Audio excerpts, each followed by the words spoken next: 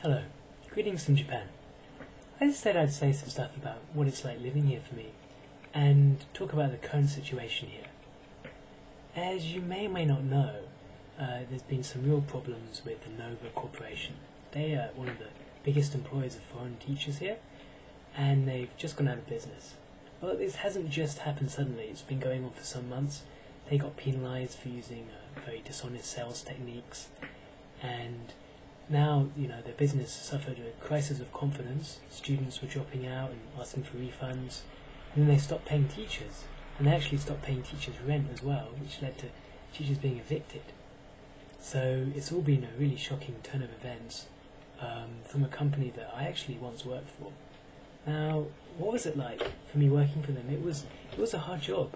I had to teach 8 lessons a day, and they weren't like real big lessons. They're like 1, 2 or 3 people, but there was a lot more classes then than I've ever done since. And there wasn't many holidays. You had your weekends, and then you had the 10 days you could use when you wanted. You didn't have national holidays, so it was a pretty busy schedule. Some people found it pretty easy to teach there. They liked the formulaic style, and the fact that most of the students really want to learn. They're paying students, they're there because they want to learn English, or they want to be entertained, or they want to speak to someone from a foreign country. They may have various actual reasons, but they all want to be there. And I found it was a good chance to meet a lot of people.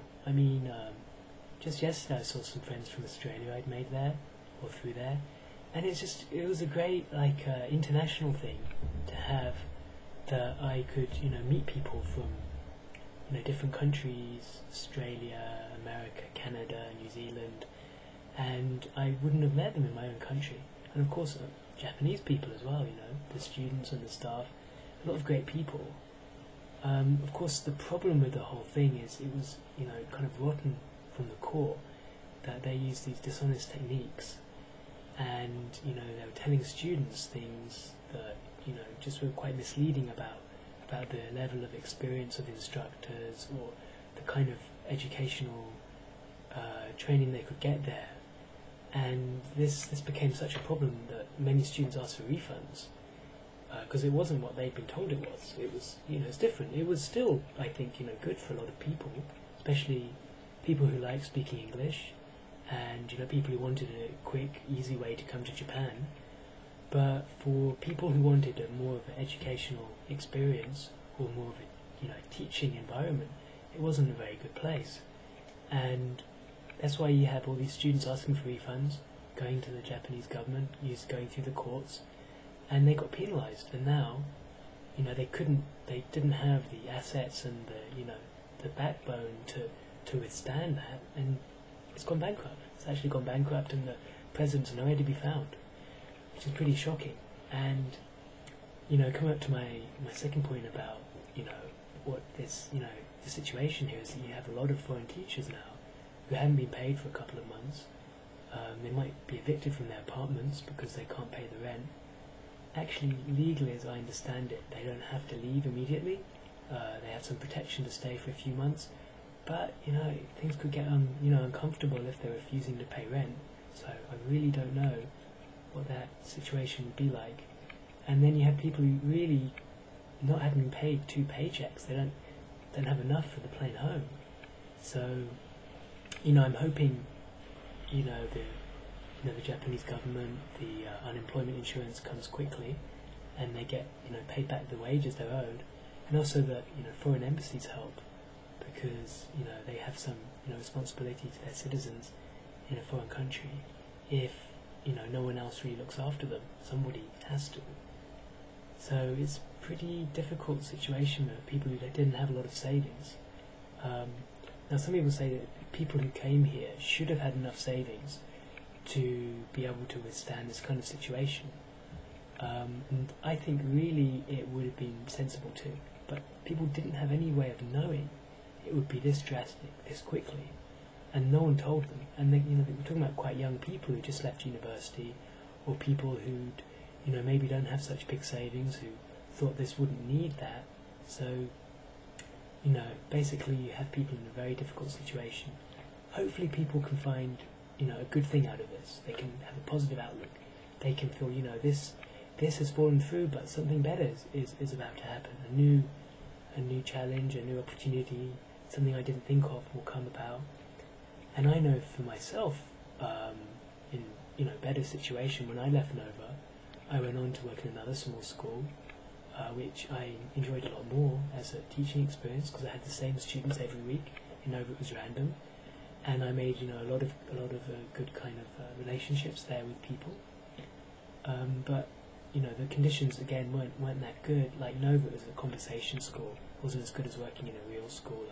So I moved to work in junior high schools and finally high schools, where it's much more stable. You have the school holidays and you have classes full of students, and if you're employed by the school board or the school, you can have quite solid good conditions.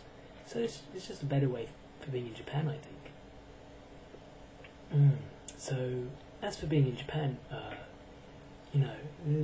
I hope people can still come and enjoy life here. It's a really great place to come and see. It's got a lot of very varied culture. It's got these wonderful traditional temples and temple gardens I love. You can see in my photos quite a lot of that. You've got restaurants with all kinds of food, not just the Japanese food you know about, all kinds of food that you may not have heard of. Like, I had some chicken last night with little sesame seeds on it. It's really delicious. And the friendliness of ordinary Japanese people is just great. You can walk into a shop and talk to people. People are pleased to see you and meet you. I mean, there's a negative too. There's some unpleasant people around, but just concentrating on the positives, it's a really good opportunity to experience life in another culture. And I just hope people have a chance to be able to do this. This collapsing of Nova and loss of confidence in this way of doing things is not going to stop young people from being able to have this experience, because if you just live in your own culture all your life, you never start to question what is really the right way to do things. You never start to awaken to a fresh way of seeing things. And one thing being in Japan gave me was really a fresh perspective, a different way of doing things, a different set of values. People are generally, I don't like to generalize, they're generally quite quiet here. I mean, in the right certain situation they will be very noisy, but things are kind of quiet and serene often. And I kind of like that. I like walking around these quiet gardens, or just being in my own space. And then there's going out. There's the hanging out with a mixture of foreign people and Japanese people, and it's just a great atmosphere. It's really fun. It's really fresh, and it's really refreshing. So, like I said, it can be hard here if you don't have the financial backing of a steady job and savings and stuff. But if you have that, you can feel quite free to have a great experience here. So I just hope people can still come and enjoy Japan. That's my message for today. So I hope everything works out for everyone, the teachers and the staff at Nova, and also the students get their money back that they've invested in it. That's fair too. I just hope it all works out for everyone and people can, go back to enjoying Japan. Thank you very much. Goodbye.